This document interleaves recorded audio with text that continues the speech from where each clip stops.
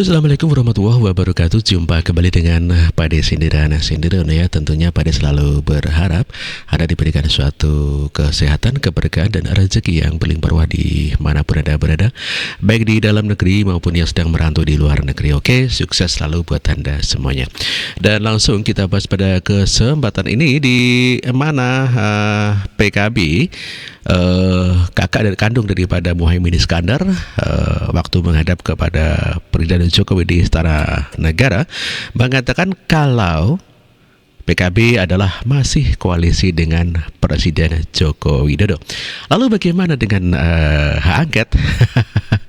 Kita dengar pernyataan daripada kakak kandung daripada Caimin. Loh, kita ini kan koalisinya Pak Presiden, gimana toh? Pertanyaannya. Koalisinya Pak Presiden. Nggak pernah ada masalah, kita ini koalisinya Pak Presiden. Tidak ada masalah gitu ya. Sejak pemilu Pilpres dulu sampai sekarang, saya jadi menteri, beda jadi menteri karena memang bagian dari koalisinya Pak Presiden. Bagian daripada koalisinya Pak Presiden. Makasih ya. Itu pernyataan daripada kakaknya Caimin yang menjadi Mendes ya, Menteri Desa, di mana dia mengatakan kalau sampai sekarang masih menjadi koalisinya Pak Presiden Joko Widodo. Oleh karenanya maka nasib daripada hak angket itu bisa jadi akan ambiar. Itulah mengapa sampai sekarang untuk hak angket belum ada yang mengajukan.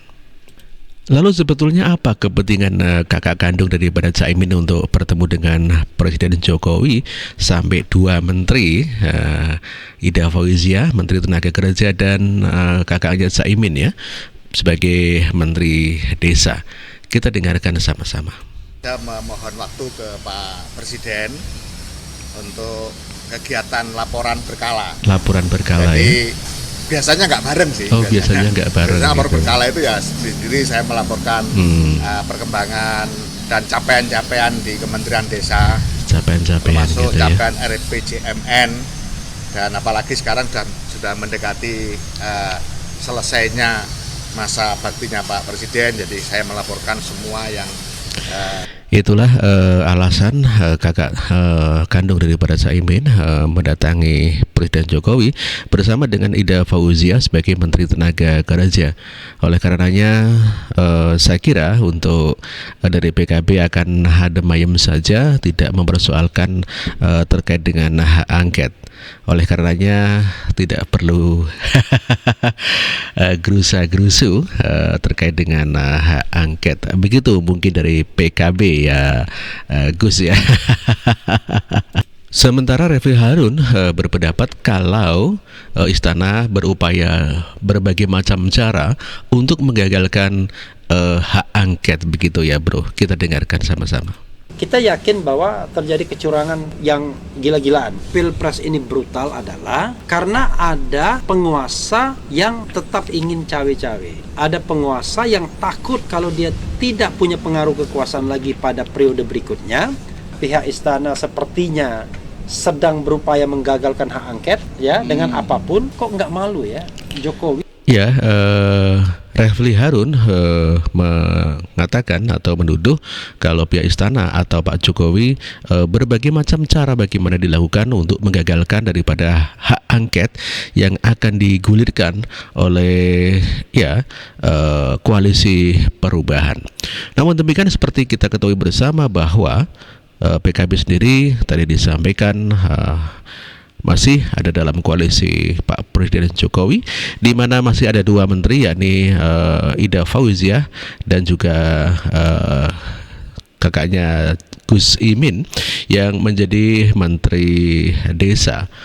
Oleh karenanya mungkin Refli Harun begitu galau sekali upaya untuk mengajukan ataupun mendorong hak angket dibela sampai habis-habisan, sampai berdemo, sampai orasi dan sebagainya. Namun demikian kelihatannya hak angket akan layu sebelum berkembang, begitu ya.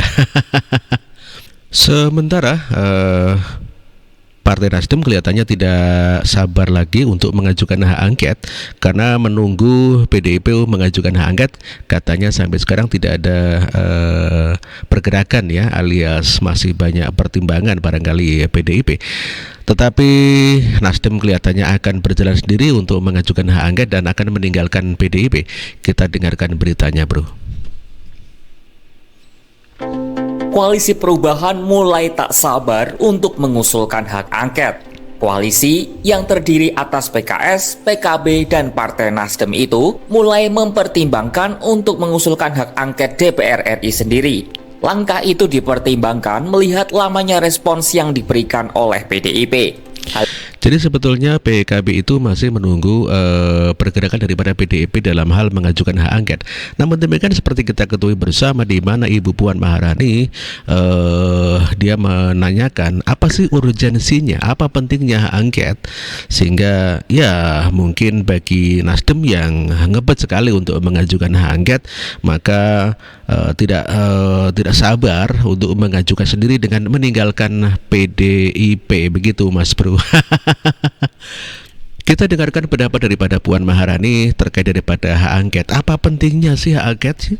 Apa sih urgensinya sehingga kok perlu mengadakan hak angket? Itu tidak penting bagi PDIP.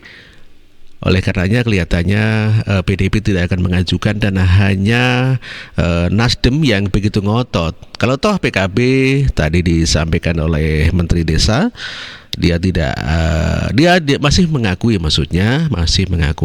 masih berkoalisi dengan Pak Presiden Joko Widodo. Apabila demikian maka akan runyam hak angket. Kita dengar sama-sama yuk. Apa urgensinya? Jadi kita lihat apa urgensinya, namun namanya aspirasi kan tetap harus kami terima. Viral kembali sikap Puan Maharani soal Ya, jadi Puan Maharani mengatakan apa pentingnya. Tetapi kalau itu hanya suatu aspirasi, ya tidak ada suatu masalah. Namanya juga aspirasi, sebagai ketua DPR ya otomatis akan menampung aspirasi itu. Tetapi akan dilaksanakan ataupun tidak, itu tentunya ya itu tergantung daripada kebijakan partai politik masing-masing. Sepertinya seperti sidang pada kemarin juga, bahwa DPR banyak yang tidak hadir. Namun, dalam sidang itu usulan hak angket tersebut mendapat penolakan dari anggota DPR dari fraksi Gerindra Kamrus Samad. Usulan itu juga dipertanyakan kejelasannya oleh anggota DPR RI dari fraksi Demokrat, Herman Hairon dalam sidang tersebut. Tercatat 285 dari 575 anggota DPR absen dalam sidang tersebut. Ini sudah jelas ya, 285 dari 575 anggota DPR RI itu absen atau tidak hadir atau tidak mendukung. Oleh karenanya pasti kalau voting pun tetap kalah, karena 285 orang itu sudah tidak mendukung hak angket. Sisanya otomatis kurang daripada separuh atau 50% plus 1. Oleh karenanya hak angket pasti akan gagal. Oke bro, saya kira kabar hari ini cukup sekian dulu. Terima kasih. Wassalamualaikum warahmatullahi wabarakatuh. Dan oke, merdeka.